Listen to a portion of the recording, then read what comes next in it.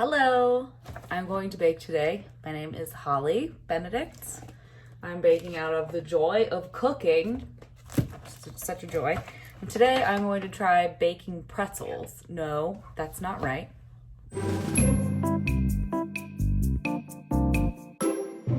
Today I'm going to try a new recipe. It is called bagels.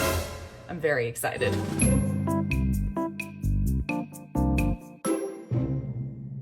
We're gonna get started. I have my setup here. I'll just kind of show it to you. It's not a fancy kitchen. I've got my stand mixer. That is the watermelon color in case anybody is curious. Sugar, flour, kosher salt, active yeast, vegetable shortening, cornmeal. That is really all you need for this recipe, which is sort of exciting. What I plan to do is to use a seasoning that I have here. Original everything bagel seasoning. So I like to keep things simple, you know, have it already ready. Combine in a large bowl or the bowl of a heavy duty mixer and let stand until the yeast dissolves about 5 minutes. 1 cup plus 2 tablespoons of warm water. What you want is kind of like a lukewarm water, 105 to 115. This is like bath water. All right, so I've done a little bit over a cup. I'm gonna pour that into my stand mixer.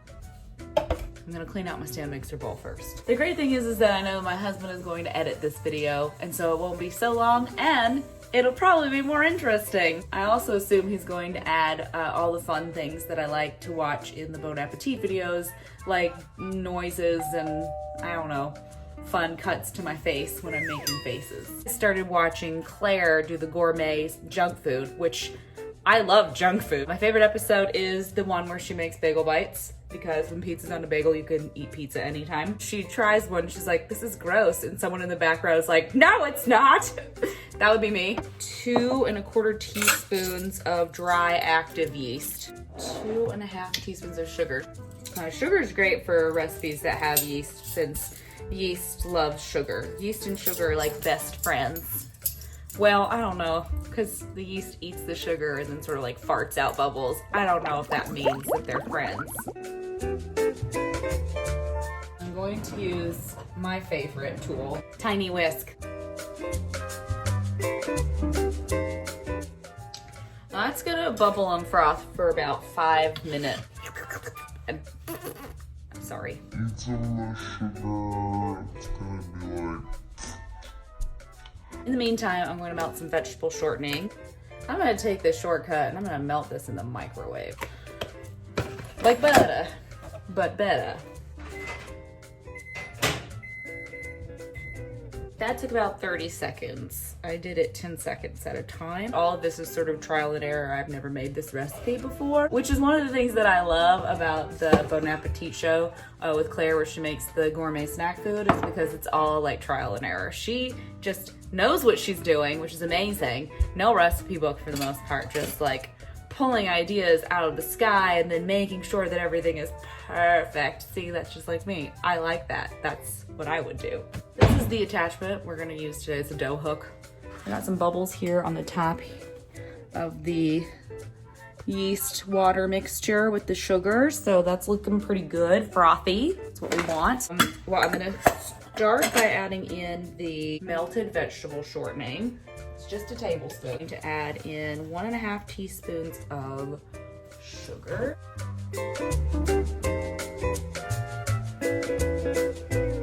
1 3/4 teaspoon of salt. And our first cup of flour. So now I'm just gonna set this on stir as I add in about 3 to 3 1/2 cups of flour. My kitchen name is Make a Mess Everywhere Benedict. Just ask my husband. We're gonna be kneading this for the next 10 minutes or so. My experience is with rougher, like with heavier dough, like denser doughs. My mixer tends to like to do a jumping dance on the counter. So I'm gonna try that at first, and if that doesn't seem to work, then I will probably just knead it by hand.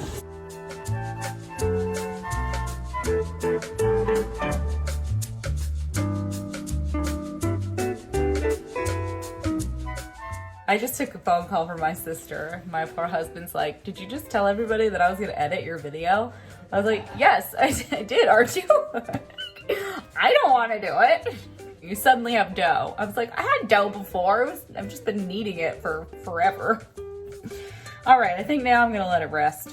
It didn't get as stretchy as I thought I was going to, but then I guess it's not like a regular bread, right? It's a little more dense, I think, chewier. So, fingers crossed. So I'm gonna cover it and let it rest for 15 to 20 minutes. So I will see you in 15 to 20.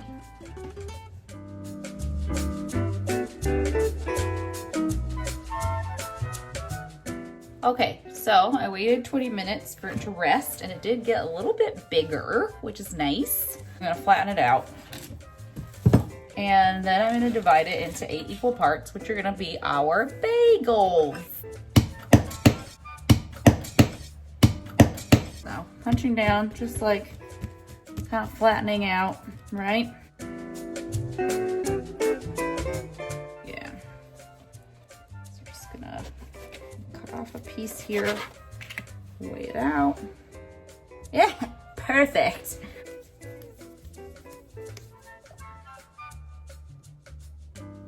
All right, one of these is just gonna be a little bit small, I guess. Roll each piece into a rope that's about 10 inches long.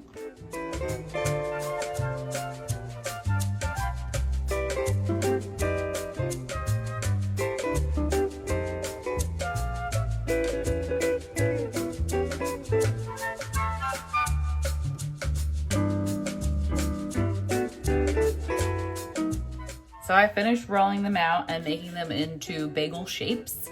And now I have to wait about 15 minutes for them to rise a little bit more, and then we'll start boiling them to get them ready for baking. Okay, so we have risen the bagels for 15 minutes and they look pretty good.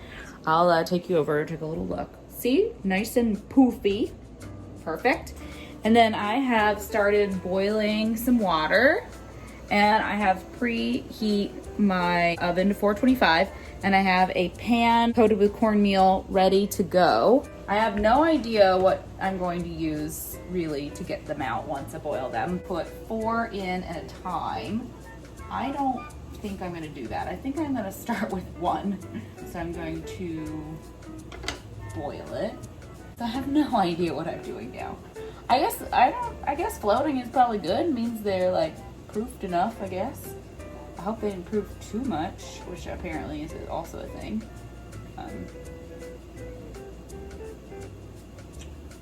So I'm going to flip it over for another 45 seconds on the other side. Can you Google something for me? How long to boil a bagel before baking? It did expand in that water. So 1 minute on each side. Okay, great. My husband has consulted the internet, and we can boil them for 1 minute on each side. And I think I can start doing, now that I feel confident in how long I should boil them for, I'm going to put 3 in. In the meantime, probably my husband will play some music or something, or make funny noises in the editing section of this video.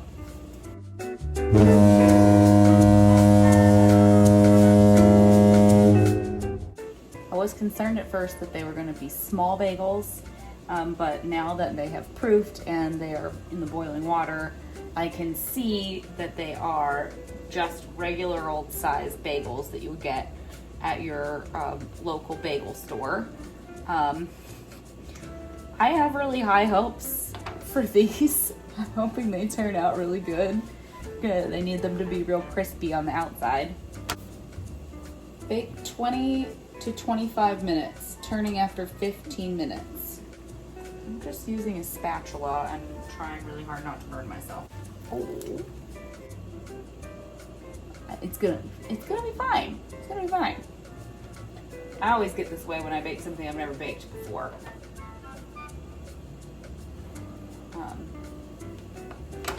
Easter's coming up, and I'm thinking about doing a cake then I don't want a whole cake because me and my husband are not gonna eat a whole cake. So I was thinking about making a miniature cake. What do you think about that? Let me know in the comments below. Bagels there. See them boiling away.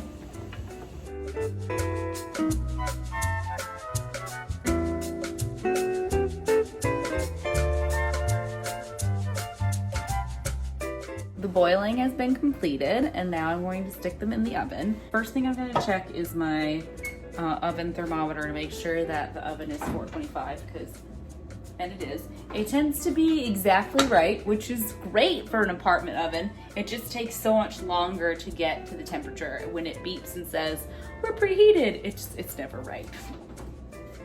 So I usually wait like 10 more minutes or so before I put things in.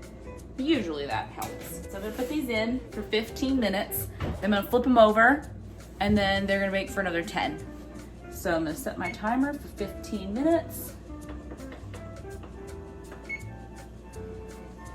Cross your fingers, pray to your gods. I forgot to season them, so we're going to take them out, sprinkle them with everything seasoning, and then put them right back in.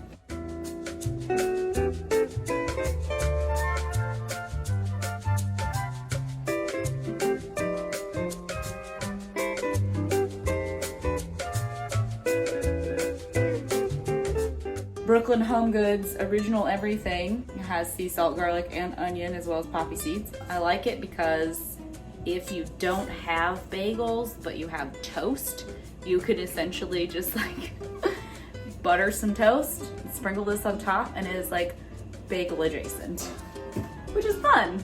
Everybody loves bagel adjacent foods. Okay, my husband is in the kitchen for the moment of truth. Smells good. I'm gonna pull them out now, I think. Oh. Oh my God. Okay.